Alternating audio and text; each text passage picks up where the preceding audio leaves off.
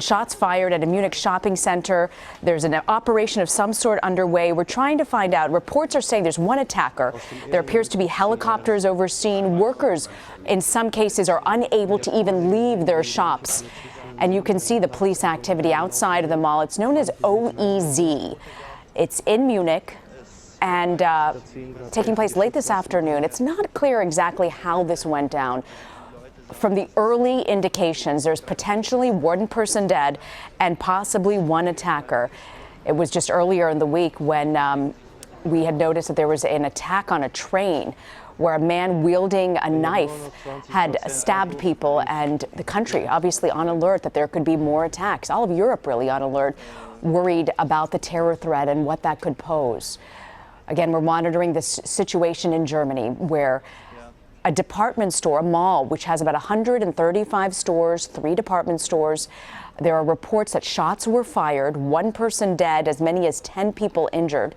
And we're trying to determine exactly what went down. We know that people were unable to leave some of their stores, that they've asked folks to remain in their shops. You can't really see a lot of foot activity here, but you can see the heavy police presence.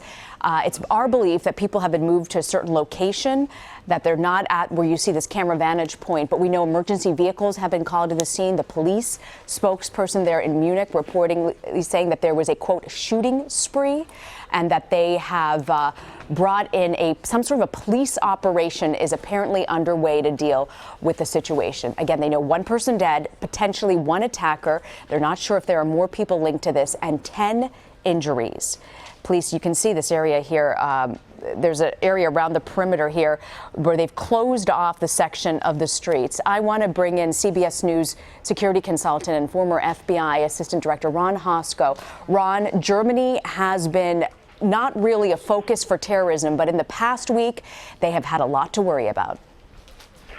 Well, they have. Europe has a lot to worry about. If we are talking about terrorism here, we know that there has been a large volume of European travelers to the Islamic State regions to engage in battle with the U.S., Iraqi forces, and others.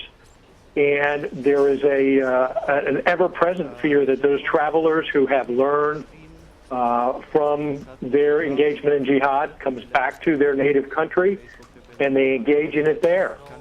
And we also know that law enforcement across Europe, the intelligence services, are almost overrun. So you have to prioritize your targets, and in some cases, those who you're not watching step up to the battle.